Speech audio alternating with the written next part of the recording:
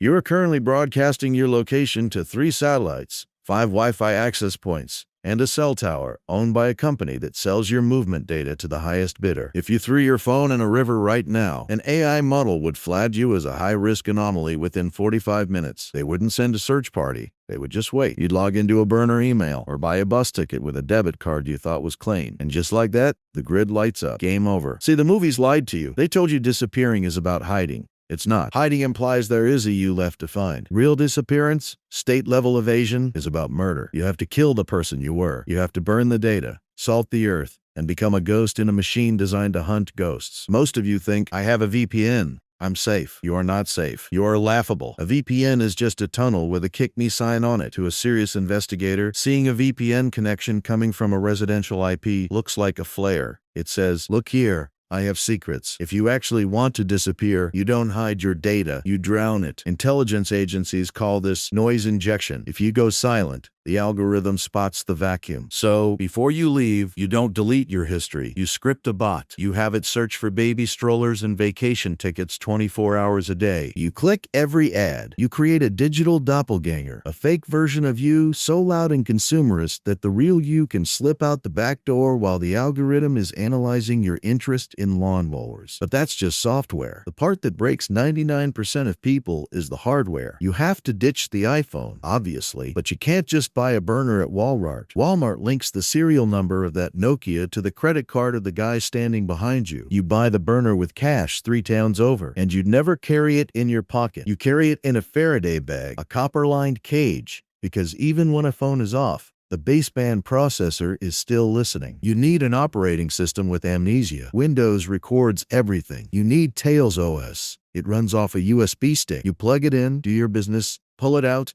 and the computer's RAM wipes instantly. It's like you were never there. But let's say you have the Tails USB and the Monero wallet. You are still going to get caught. Why? Because of your biometric rhythm. Facial recognition is old news. We are in the era of gait analysis. Cameras don't need your face. They just need to see the way your shoulders slump when you're tired. To be a ghost, you have to override your biology. You put a pebble in your shoe to force a different limb. You sleep during the day to break your circadian data points. You become the gray man. You wear clothes so average your brain refuses to remember them. And this triggers the final trap, ego death. We are addicted to validation. When you vanish, you are screaming into a void that does not scream back. No likes, no name. You will feel an urge to just peek at your old life, to check an Instagram profile. The second you load that page, the server logs your device fingerprint. One moment of nostalgia, and the hunters are at the door. Disappearing isn't a freedom. It's a prison you build for yourself. The question isn't, can you do it? The tools exist. The question is, when you finally look in the mirror and see a stranger, will you be able to live with him? But if you're still serious, you need to understand how they track your money, because cash is dying,